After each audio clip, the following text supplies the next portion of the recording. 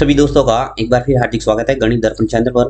देखिए आज हम जो बात करेंगे वो है घातांक नियम की। और टोटल घातांक नियम है वो है 8 है। मैं आठों को एक एक करके आपको एक्सप्लेन करूंगा, बहुत ही सरल तरीके से समझाऊंगा ताकि आपको घातांक नियम से संबंधित कोई भी प्रश्न आए आप इजीली कर पाए। ठीक है, अब देखिए यहाँ पे घातांक का मतलब क्या होता है थोड़ा हम समझते हैं इसको बेसिक, उसके बाद में इसके नियम के बारे में चर्चा करेंगे।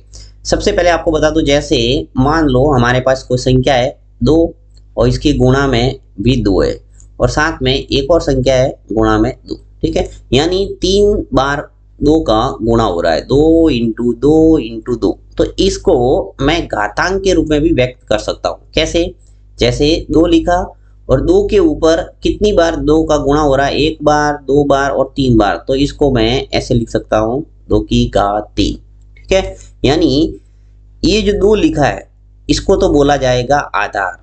ठीक है, थोड़ा बेसिक आपको याद रखना है। नीचे वाली जो संख्या है इसको कहा जाएगा आधार और जो ऊपर जो लिखा मैंने ये 3 इसको बोला जाएगा घात। ठीक है, तो यानी कोई संख्या है मल्टीपल में बहुत सारी संख्या है तो उसको हम घात के रूप में व्यक्त कर सकते हैं, यानी शॉर्ट फॉर्म में लिखने का एक तरीका है। तो अब देखिए इसके नियम क्या है उसकी बात करते हैं। तो घातांक नियम में सबसे पहला जो रूल है वो बात करें तो यहाँ पे मैं लिखता हूँ a की घात m इंटू a की घात n। ठीक है, यानी a के ऊपर घात m है, इसकी गुणा में a की घात n है। ठीक है, अगर इस टाइप का कोई संख्या आती है तो उसको हम लिख सकते हैं a की घात m प्लस n। ठीक है, अब ये रूल क्या है थोड़ा हम एग्जाम्पल के साथ में समझेंगे तभी आपको समझ में आएगा। देखिए a और a ये तो है आधार और m और n दोनों क्या है घात। कैसे? देखिए जैसे मान लो 5 है, उसके ऊपर घात है वो कितनी है यहाँ 3। ठीक है, इसी प्रकार इंटू 5 के ऊपर यहाँ मैं घात बना देता हूँ 7।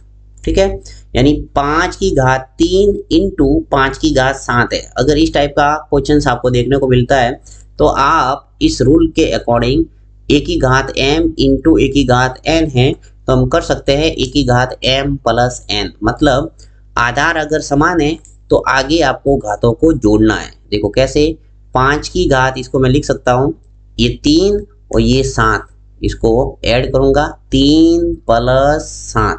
ठीक, तो ये आ जाएगा हमारा रिजल्ट 5 की घात 10, यानी 3 और 7 को जुड़ेंगे तो क्या आ जाएगा ये 10।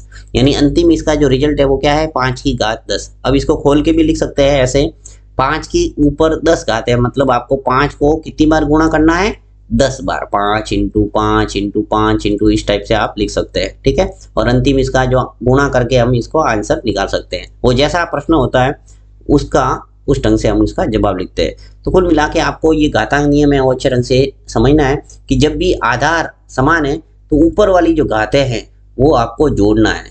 यानी a की घात m इंटू a की घात n है तो a की घात m प्लस n हो जाता है। ये m है, ये n और ये हो जाएगा a। राइट, चलिए एक एग्जांपल और देखते हैं। जैसे मान लो 7 की घात 2 है इंटू 7 की घात 3 है। ठीक है, देखिए यहाँ पर भी क्या है आधार है वो 7 है, 7 और 7 समान है और घात है वो अलग अलग है।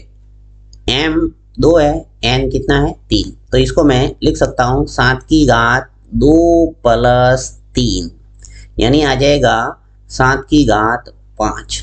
ठीक है, यानी आपने अच्छे ढंग से समझ लिया कि a की घात m इंटू a की घात n बराबर होता है a की घात m प्लस n।